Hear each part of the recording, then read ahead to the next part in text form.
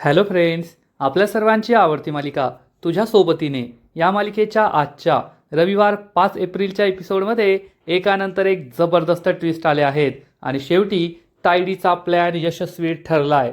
तायडीने नुपूरला 8 लाख रुपयांची कॅश दिली आणि मग मध्ये चोरांना पाठवून ही कॅश चोरली सुद्धा।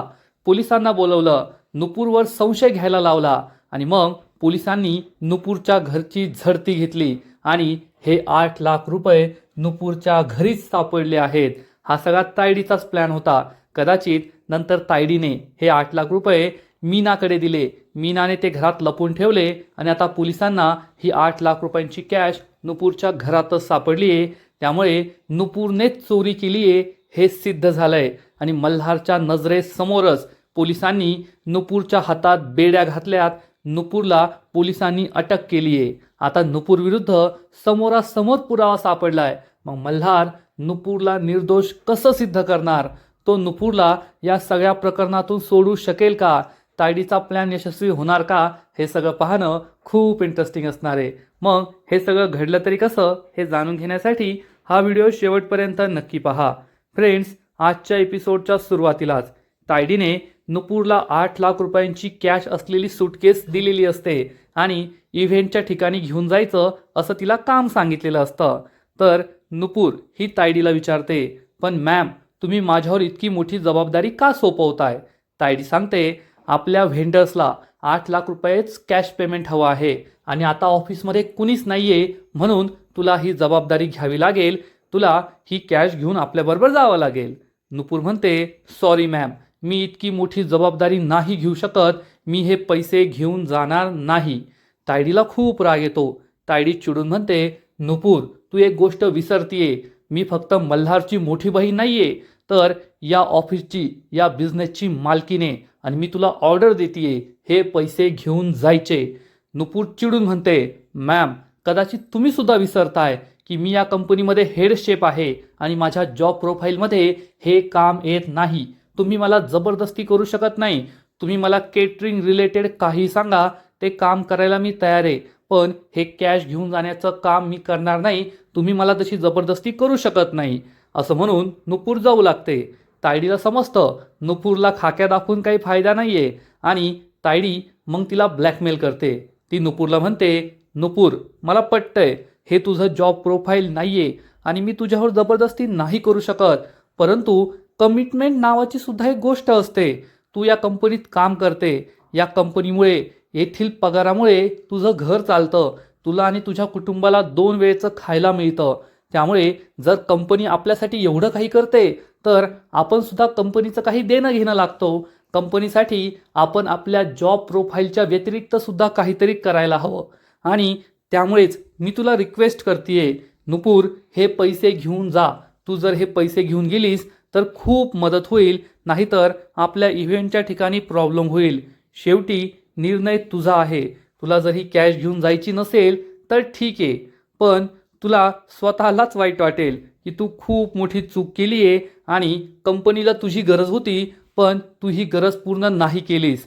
नुपूरला मात्र या गोष्टींचं खरंच वाईट वाटतं की आजपर्यंत मल्हार सरांनी, या कंपनीने माझ्यासाठी खूप काही केलंय आणि मी कंपनीची एवढी पण मदत करू शकत नाही।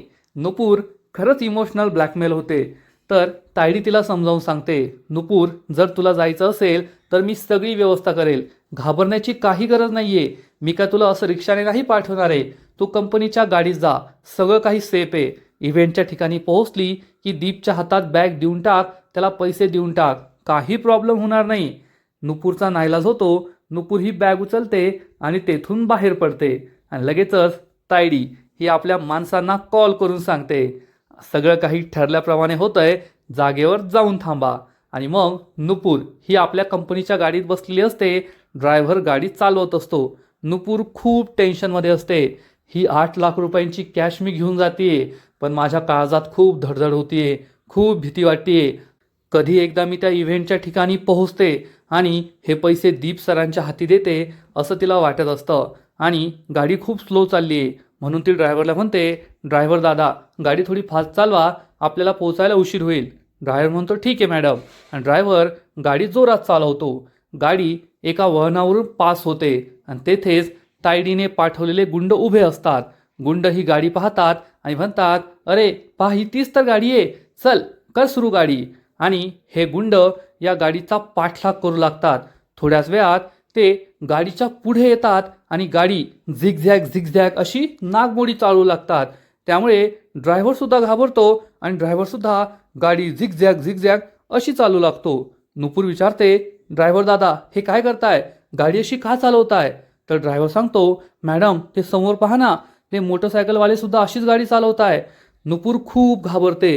गाडी खूप जवळ येते. नुपूर म्हणते, दादा वाचवा नाहीतर धडक होईल.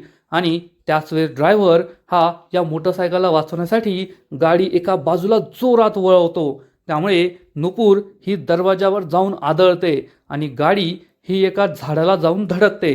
ड्रायव्हरचं डोकं सुद्धा स्टेअरिंगवर आदळतं आणि ड्रायव्हर बेशुद्ध पडतो. नुपूर सुद्धा बेशुद्ध पडलेली असते. हे गुंड गाडी थांबवतात आणि गाडीचा दरवाजा उघडतात. त्यांना दिसतं की नुपूर आणि ड्रायव्हर बेशुद्ध पडले आहेत. आणि मग हा गुंड लगेच नुपूरजवळ असलेली 8 लाख रुपयांची सूटकेस घेतो, गाडीवर बसतो आणि तेथून हे दोघेही पळून जातात. थोड्या वेळानंतर नुपूरला शुद्ध येते. नुपूरचं डोकं खूप जड झालेलं असतं, तिचं डोकं दुखत असतं. नुपूर ही शुद्धीवर येते, डोळे उघडते तर तिला दिसतं की आपल्या गाडीचा ॲक्सिडेंट झाला आहे आणि ड्रायव्हर दादासुद्धा बेशुद्ध झाले आहेत. तेवढ्यात नुपूरला ती 8 लाख रुपयांची बॅग आठवते. नुपूर आजूबाजूला पाहते तर ही बॅग तेथे नसते. नुपूरला जबर धक्काच बसतो. 8 लाख रुपयांची बॅग कोठे गेली? नुपूर आपल्या आजूबाजूला पाहते, सीट खाली पाहते, पण ही बॅग नसते. नुपूर मागच्या रोमध्ये पाहते, 3rd रोमध्ये पाहते, तिथेही बॅग नसते. नुपूरला खूप टेन्शन येतं. 8 लाख रुपयांची बॅग गेली तरी कुठे? नुपूर ही गाडीच्या खाली उतरते, आजूबाजूला पाहते, परंतु येथे कोठेच बॅग नसते. नुपूर दरवाजा उघडते आणि बॅग पुन्हा एकदा शोधते की बॅग खाली पडली आहे का, सीट खाली पडली आहे का, परंतु बॅग कोठेच नसते. नुपूर खूप घाबरते. तिला अस्वस्थ वाटू लागतं. सागरिका मॅडमने माझ्यावर एवढा मोठा विश्वास ठेवून एवढी मोठी जबाबदारी मला दिली होती. 8 लाख रुपये मला दिले होते आणि ते 8 लाख रुपये चोरीला गेले. नक्कीच ते गाडीवाले ते असतील चोर, ज्यांनी अशी गाडी चालवली आणि आमच्या गाडीचा अपघात झाला. त्यांनी जाणून बुजून केलंय. तेच चोर असतील, त्यांनीच ती बॅग पळवली आहे, पैसे पळवलेत. नुपूरला हे समजतं. नुपूर खूप टेन्शनमध्ये येते. आता काय करावं हाच प्रश्न नुपूरला पडतो. नुपूर ड्रायव्हरला उठवण्याचा प्रयत्न करते. ड्रायव्हर दादा उठा ना, तुम्ही पाहिलं का त्या माणसांना, त्यांनीच गाडीत येऊन चोरी केली ना, सांगा ना. पण ड्रायव्हर बेशुद्ध झालेला असतो, तो काही शुद्धीवर येत नाही. नुपूरला काय करावं ते कळतच नाही. नुपूर ही लगेचच आपल्या बॅगमधून मोबाईल बाहेर काढते आणि आता कोणाला फोन लावा, सागरिका मॅडमला की कोणाला, मल्हार सरांना, असा विचार करून नुपूर ही मल्हारला कॉल लावते आणि मल्हारला झालेला सगळा प्रकार सांगते. नुपूर खूप घाबरलेली असते. आणि मग थोड्याच वेळात मल्हार आणि दीप तेथे आलेले असतात. मल्हार हा नुपूरजवळ असतो, नुपूरला पाणी प्यायला देतो. दीप आणि आणखीन एक माणूस ड्रायव्हरला गाडीतून बाहेर काढतात. ड्रायव्हर हा शुद्धीवर आलेला असतो, पण त्याला लागलेलं असतं. दीप म्हणतो, मी यांना हॉस्पिटलमध्ये घेऊन जातोय. मल्हार नुपूरला विचारतो, तुम्हालाही खूप लागलंय का, तुम्हाला सुद्धा हॉस्पिटलमध्ये जायचंय का? नुपूर म्हणते, नाही सर, मी बरी आहे, मला हॉस्पिटलमधून नाही जायचंय. मल्हार विचारतो, पण हे सगळं कसं घडलं? आणि नुपूर त्याला झालेला सगळा प्रकार सांगते. सर, मी ऑफिसमध्ये एकटीच होते, बाकीचा सगळा स्टाफ हा आपल्या इव्हेंटच्या ठिकाणी गेला होता. सागरिका मॅडमने मला बोलवलं, मला सांगितलं की आपल्या व्हेंडर्सला 8 लाख रुपयांचं कॅश पेमेंट करायचं आहे, तूही कॅश घेऊन जा. मी आधी नाही म्हटले, पण सागरिका मॅडमनी मला कमिटमेंटबद्दल सांगितलं म्हणून मी तयार झाले. आणि जेव्हा आम्ही गाडी जात होतो, समोरून अचानक 2 माणसं एका मोटरसायकलवर आली. ते गाडी अशी नागमोडी चालवत होते. त्यामुळे आपल्या ड्रायव्हर दादांचा सुद्धा ताबा सुटला आणि गाडीचा अपघात झाला. मी आणि ड्रायव्हर दादा बेशुद्ध पडलो. मल्हार हे सगळं ऐकत असतो. नुपूर सांगते, आम्ही बेशुद्ध पडलो आणि थोड्याच वेळात जेव्हा मी शुद्धीवर आले तेव्हा मला दिसलं की ती 8 लाख रुपयांची बॅग गायब होती. मी सगळीकडे शोधली, गाडी, सीट खाली, गाडी बाहेर, पण ही बॅग कोठेच नव्हती. मल्हारला सगळं समजतं. नुपूर खूप घाबरलेली असते. सर, आता काय करायचं, ते पैसे चोरीला गेले, मला तर खूप टेन्शन आलंय. मल्हार म्हणतो, मिस नुपूर शांत व्हा, मला त्या पैशांपेक्षा तुम्ही जास्त महत्त्वाचे आहात. नुपूर मल्हारकडे आश्चर्याने पाहते आणि म्हणते, सर, पण माझ्यावर एवढी मोठी जबाबदारी सोपवली होती सागरिका मॅडमने आणि मी ती जबाबदारी नाही पार पाडू शकले. पहिल्यांदाच मला एवढी मोठी जबाबदारी दिली आणि पैसे चोरीला गेले. आता मी काय करू? ते पैसे सापडतील की नाही? ते चोर सापडतील की नाही? कंपनीचं किती मोठं नुकसान झालं. मल्हार हा नुपूरला शांत करतो. मिस नुपूर, शांत व्हा. मी तुम्हाला म्हटलंय ना, मला त्या पैशांपेक्षा तुम्ही जास्त महत्त्वाच्या आहात. नुपूर मल्हारकडे आश्चर्याने पाहते. मल्हार म्हणतो, पैशांपेक्षा मी माणसाला नेहमीच जास्त किंमत देतो आणि जसे पैसे चोरीला गेले आहेत तसे ते सापडतील सुद्धा. मी पोलिसांना फोन केलाय, तक्रार केली आहे. पोलीस येतील, सगळा सोक्षमोक्ष लावतील, आपले पैसे सापडतील. पण तुम्ही स्वतःला त्रास करून घेऊ नका, टेन्शन घेऊ नका. नुपूर ही थोडी शांत होते. मल्हारचा आपल्यावर पूर्ण विश्वास आहे म्हणून तिला बरं वाटतं. आणि इकडे सुमती निवासमध्ये रेवती देवासमोर दिवा लावते, देवाला नमस्कार करते. तेवढ्यात जिया तेथे येते आणि विचारते, मॉम, तू तर रोज संध्याकाळी देवासमोर दिवा लावतेस ना, मग आज दुपारीच का लावला? तर रेवती सांगते, अगं असं काही नसतं. जेव्हा आपल्या मनात येतं तेव्हा आपण दिवा लावू शकतो. सकाळ संध्याकाळीच लावला पाहिजे असं काही महत्त्वाचं नाहीये. आणि आज मी खूप खुश आहे ना, म्हणून देवाचे आभार मानण्यासाठी दिवा लावलाय. जिया विचारते, मॉम, तू अचानक एवढी खुश का झालीये? रेवतीला आज सकाळी रामनवमीच्या उत्सवात नुपूरच्या घरी काय काय घडलं हे सगळं आठवतं. तायडी ही कशी नुपूरला अडकवण्याचा प्रयत्न करत होती, पण मल्हारने प्रत्येक वेळेस तिची बाजू घेतली. नुपूरला सावरलं आणि मग त्यानंतर जेव्हा नुपूरच्या हातातून पाळणा सटकत होता तेव्हा मल्हारने तिची साथ दिली. दोघांनी एकत्र येऊन पाळणा हलवला आणि मग गुरुजीसुद्धा म्हणाले होते की अशी रामरायांचीच इच्छा आहे, या दोघांनी एकत्र पाळणा झुलवावा. हे सगळं तिला आठवत असतं. मग गाडीत असताना जेव्हा जिया ही मल्हार आणि नुपूरबद्दल बोलत होती, तायडी खूप चिडली होती की मल्हारच्या भूतकाळात काय घडलंय हे तुला आठवतंय का? तेव्हासुद्धा मल्हारने, मला आता माझ्या भूतकाळाचा त्रास होत नाही, रादर मी त्याचा विचारच करत नाही, असं तायडीला ठणकावून सांगितलं होतं. हे सुद्धा रेवतीला आठवतं. जिया विचारते, मॉम, कसला एवढा विचार करतीये आणि स्माईल करतीयेस? तर रेवती सांगते, जिया, मल्हारबरोबर वर्षभरापूर्वी काय घडलं होतं हे तुला चांगलंच माहिती आहे आणि तेव्हापासून मी खूप व्रतवैकल्य उपास तापास केले की मल्हार या सगळ्यातून बाहेर यावा. पण मल्हार या सगळ्यातून बाहेर येतच नव्हता. त्याचं आयुष्य हे फक्त ऑफिस, घर आणि त्याचं काम एवढ्यापुरतंच मर्यादित राहिलं होतं. तो काही आयुष्य जगत नव्हता, आयुष्य जगायचं विसरलाच होता. पण जेव्हापासून नुपूर त्याच्या आयुष्यात आली आहे, मल्हार बदलायला लागलाय. नुपूरने हळूहळू त्याच्यात बदल घडून आणायला सुरुवात केली आहे आणि तेच मला खूप भारी वाटतंय. आज जे काही झालं ना ते पाहून मला खूप आनंद झाला आहे. जिया म्हणते, मॉम, तुला सुद्धा असं वाटलं ना, ब्रोमध्ये जो बदल घडलाय तो फक्त नुपूरमुळे घडलाय? मला सुद्धा तसंच वाटतंय आणि मी तुला किती दिवसांपासून हे सांगत होते, पण तुला कसं सांगावं तेच मला कळत नव्हतं. तुला सुद्धा ते पटतंय ना? रेवती जियाला विचारते, तुला हे आधीपासून माहीत होतं का? जिया सांगते, हो मॉम, फक्त आजच नाही तर याच्या आधीसुद्धा मी अनेकदा पाहिलंय. मग गुढीपाडवा असो, ऑफिसचा इव्हेंट असो, ब्रो हा नुपूरमुळे खूप बदललाय. त्याच्या आयुष्यात पॉझिटिव्ह बदल घडतोय. रेवतीला खूप आनंद होतो. जिया म्हणते, मग आता आपण काहीतरी करायला हवं या दोघांना आणखीन एकमेकांच्या जवळ आणण्यासाठी. रेवती म्हणते, हो हो, आता मिशन मल्हारचं लग्न हे आपण सुरू करायला हवं. जिया आणि रेवती एकमेकांच्या हातात टाळ्या देतात आणि खूप खुश असतात. पण त्यांना माहीत नसतं इकडे नुपूरच्या आयुष्यात खूप मोठं वादळ आलंय. नुपूर ही ऑफिसमध्ये बसलेली असते आणि पाणी पित असते आणि तिच्यासमोर चक्क इन्स्पेक्टर बसलेला असतो. दीप, मल्हार, सागरिका आणि सगळा ऑफिसचा स्टाफ ऑफिसमध्ये असतो आणि हा इन्स्पेक्टर चांगलाच कडक आणि डेंजरस असतो. आणि हा इन्स्पेक्टर नुपूरला प्रश्न विचारतो, तुम्हाला 8 लाख रुपयांची कॅश घेऊन जाण्याची काय गरज पडली होती? नुपूर काही बोलणार त्याआधी मल्हारच उत्तर देतो, साहेब, आम्ही कॅशमध्ये कधीच व्यवहार करत नाही, परंतु आता सध्या गॅसची टंचाई आणि लेबरचा प्रॉब्लेम असल्यामुळे तशी आमच्या व्हेंडरचीच रिक्वायरमेंट होती, म्हणून आम्ही त्यांना कॅश पेमेंट करायला गेलो होतो. तर हा इन्स्पेक्टर विचारतो, मग या मॅडम नेहमीच कॅश पेमेंट करायला जातात का? तर मल्हारच उत्तर देतो, नाही, या कॅश पेमेंट करायला नेहमी जात नाही. इन्स्पेक्टर विचारतो, याचा अर्थ या पहिल्यांदाच कॅश पेमेंट करायला गेल्या आणि चोरी झाली का? तर लगेचच सागरिका पुढे येते आणि म्हणते, साहेब आम्ही जे काही कॅश पेमेंट करतो ते कायद्याच्या चौकटीत राहूनच करतो, सगळ्या नियमांप्रमाणेच करतो. आणि सागरिकाचा हाच प्लॅन असतो की या सगळ्यामध्ये नुपूरला अडकवायचं असतं. इन्स्पेक्टर हा नुपूरजवळ येतो आणि विचारतो, तुमचं नाव? नुपूर काही बोलणार तेवढ्यात मल्हारच उत्तर देतो, नुपूर सावंत. आणि मग हा इन्स्पेक्टर मल्हारकडे पाहतो आणि म्हणतो, प्लीज तुम्ही आम्हाला बोलू द्याल का? मी त्यांना प्रश्न विचारतोय ना, मग त्यांना उत्तर देऊ द्या. मल्हार गप्प बसतो आणि मग इन्स्पेक्टर नुपूरला विचारतो, तुम्ही या कंपनीत काय काम करता?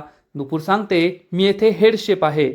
इन्स्पेक्टर विचारतो, मग तुम्ही ही कॅश का घेऊन गेला? नुपूर त्याला झालेला सगळा प्रकार सांगते की ऑफिसमध्ये कुणीही अवेलेबल नव्हतं आणि सागरिका मॅडमने मला तशी रिक्वेस्ट केली की ही कॅश तू घेऊन जाशील का व्हेन्यूवर, आणि मी त्यासाठी हो म्हणले. आणि मग इन्स्पेक्टर हा तिला विचारतो, याचा अर्थ फक्त तुम्हाला दोघींनाच माहीत होतं की ही कॅश तुमच्याजवळ आहे. तुम्ही कोणाला कळवलं होतं का? फोन करून सांगितलं होतं का की तुम्ही 8 लाख रुपयांची कॅश व्हेन्यूवर घेऊन जात आहे? नुपूर सांगते, नाही साहेब, मी कोणालाच सांगितलं नव्हतं, कोणालाच फोन करून कळवलं नव्हतं. इन्स्पेक्टर म्हणतो, याचा अर्थ आपल्याकडे 2 प्राईम सस्पेक्ट आहेत, एक तर तुम्ही आणि दुसऱ्या सागरिका मॅम, ज्यांना या पैशांबद्दल या कॅशबद्दल माहीत होतं. चोरांना काय हवेतून कळणार नाही, आकाशवाणी झाली नसेल, याचा अर्थ तुमच्या दोघींपैकीच कुणीतरी चोरांना सांगितलं असेल. आणि सागरिका मॅडम स्वतःचेच पैसे का चोरतील? ते स्वतःचे पैसे कधीच चोरणार नाही, म्हणून त्यांच्यावर संशय घेण्यासारखा नाहीये. राहिल्यात तुम्ही, तुमच्यावरच आम्ही संशय घेऊ शकतो की तुम्हीच त्या चोरांना कळवलं असेल आणि तुम्हीच ते पैसे चोरायला लावले असतील. हे ऐकून नुपूरला जबर धक्काच बसतो. मल्हार सुद्धा खूप चिडतो, सागरिका मात्र खुश होते. नुपूर म्हणते, साहेब हे काय बोलताय तुम्ही? तुम्ही माझ्यावर संशय घेताय का? मी का पैसे चोरेल? तर इन्स्पेक्टर म्हणतो, मॅडम हे काय नवीन नाहीये. अशा केसेसमध्ये ज्याच्या हातून पैसे चोरीला जातात ना, तोच खरा चोर असतो. त्यानेच हे सगळं घडून आणलेलं असतं, प्लॅन बनवलेला असतो. मल्हार खूप चिडतो, नुपूर घाबरते.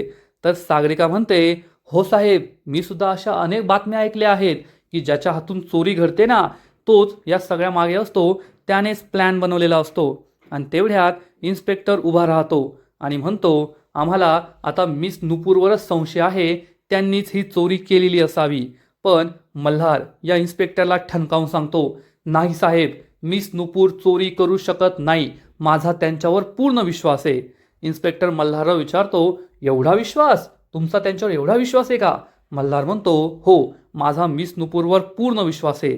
तायडीला खूप राग येतो. इन्स्पेक्टर मल्हारला विचारतो, तुमचा फक्त मिस नुपूरवर विश्वास आहे की ऑफिसमधील प्रत्येकावर विश्वास आहे की कुणीच चोरी करू शकत नाही? मल्हार ठणकावून सांगतो, हो, माझ्या संपूर्ण स्टाफवर पूर्ण विश्वास आहे की माझ्या स्टाफमधील कुणीच हे केलं नसेल, कुणीच ही चोरी केलेली नसेल. आणि तुम्ही त्यांच्यावर संशय घेऊ नका, नक्कीच बाहेरच्या कुणाचं तरी हे काम आहे. इन्स्पेक्टर मल्हारला म्हणतो, मल्हार साहेब, तुम्ही आता मला येथे बोलवलेलं इन्व्हेस्टिगेशनला, मग मला माझं काम माझ्या पद्धतीने करू द्या. आणि मला आता लवकरच हे प्रकरण खोदून काढायचंय.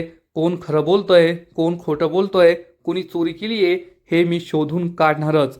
नुपूर खूप घाबरते आणि मल्हार हा नुपूरची बाजू घेत असतो. त्यामुळे सागरिका पुढे येते आणि म्हणते, मल्हार, पोलिसांना पोलिसांचं काम करू दे, तू त्यांच्या कामामध्ये व्यत्यय आणू नको. माझा सुद्धा नुपूरवर पूर्ण विश्वास आहे की नुपूर ही चोरी करणार नाही, परंतु 8 लाख रुपयांची चोरी झाली आहे, काही छोटी मोठी रक्कम नाहीये. त्यामुळे आपल्याला पोलिसांना सहकार्य करावंच लागेल. त्यांना त्यांची प्रोसिजर करू दे, जो खरा चोर असेल तो लवकरच समोर येईल. नुपूर चांगलीच घाबरते. मल्हारला सुद्धा काय बोलावं ते कळत नाही. आणि मग इन्स्पेक्टर आपल्या हवालदाराला सांगतो, आत्ताच्या आत्ता जायचं आणि लवकरात लवकर त्या ड्रायव्हरचं स्टेटमेंट घ्यायचं, त्या ड्रायव्हरच्या घरी जायचं, तेथे घराची झाडाझडती घ्यायची, कॅश सापडते का नाही ते पाहायचं. 2 हवालदार येथे पाठवून दे. त्या 2 हवालदारांना घेऊन आपण नुपूर सावंतच्या घरी जायचं, तिच्या घराची झडती घ्यायची, तिच्या घरी सुद्धा कॅश सापडू शकते. नुपूरला जबर धक्काच बसतो. नुपूर विचारते, माझ्या घरी? माझ्या घरची झडती का घ्यायची आहे? तर इन्स्पेक्टर सांगतो, अशा प्रकरणामध्ये तुमच्या घरीच कॅश सापडू शकते, म्हणून तुमच्या आणि ड्रायव्हरच्या घरची झडती आम्हाला घ्यावीच लागेल. सागरिका चांगलीच खुश होते. मल्हार टेन्शनमध्ये येतो नुपूर खूप घाबरते. आता माझ्या घरची झडती होणार, माझ्यावर सगळा संशय आलाय, म्हणून तिला खूप टेन्शन येतं आणि आजचा एपिसोड येथेच संपतो. फ्रेंड्स, तुझ्या सोबतीने या मालिकेचा आजचा एपिसोड खरंच खूप भारी होता. तायडीने असा काही प्लॅन केलाय ना की नुपूरचं वाचणं हे जवळपास अशक्यच आहे, एवढं मात्र नक्की. आजचा एपिसोड तर भारी होता, पण या मालिकेचा पुढील एपिसोड आणखीन भारी असणार आहे. आणखीन मोठा ट्विस्ट या मालिकेत येणार आहे. मग नेमकं घडणार तरी काय?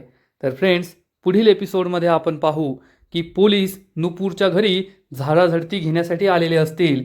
मल्हार आणि तायडीसुद्धा तेथे असतील आणि त्याच वेळेस पोलिसांना चक्क नुपूरच्या घरामध्ये ही चोरी गेलेली 8 लाख रुपयांची कॅश सापडणार. त्यामुळे नुपूरच्या पायाखालची जमीनच सरकेल. आशा, मल्हार यांना जबर धक्का बसणार आणि मग सागरिका ही नुपूरवर आरोप लावणार. नुपूर, मला तुझ्याकडून ही अपेक्षा नव्हती. तूच पैसे चोरलेस. अगं, आम्ही तुला काय कमी केलं होतं की तू इतकं घाणेरडं काम केलं? मी तुझ्यावर एवढा मोठा विश्वास टाकला आणि तूच माझा विश्वासघात केला. छी! नुपूरला काय बोलावं ते कळणारच नाही. आणि मग इन्स्पेक्टर हा मल्हारला म्हणेल, मल्हार साहेब, तुम्ही चुकीच्या माणसावर चुकीचा विश्वास टाकलाय. शेवटी मिस नुपूरने चोरी केली होती, त्यांच्या घरी ही कॅश सापडली आहे. आणि इन्स्पेक्टर आपल्या लेडी हवालदारला नुपूरच्या हातात बेड्या घालायला सांगणार आणि पोलीस नुपूरला अटक करतील. त्यामुळे आशाला जबर धक्का बसेल. मल्हारसुद्धा खूप घाबरणार. नुपूर ही पोलिसांना गयावया करत असेल. मल्हार आणि तायडीला म्हणेल, मी ही चोरी केलेली नाहीये, माझ्यावर विश्वास ठेवा, मी का चोरी करेल, या प्रकरणात माझा काहीच हात नाहीये. परंतु नुपूर विरुद्ध सगळ्यात मोठा पुरावा सापडलाय. नुपूरच्या घरात कॅश सापडली आहे. त्यामुळे आता नुपूरला वाचवणं हे जवळपास अशक्य आहे आणि पोलीस हे नुपूरला अटक करणारच. मग मल्हार नुपूरला या संकटातून कसा वाचवेल? तायडीचा हा प्लॅन तर फुल प्रूफ आहे. पुढे काय होईल हे पाहणं खूप इंटरेस्टिंग आहे. तर फ्रेंड्स, तुम्हाला सुद्धा तुझ्या सोबतीने ही मालिका आवडते का? नक्कीच कमेंट करून सांगा.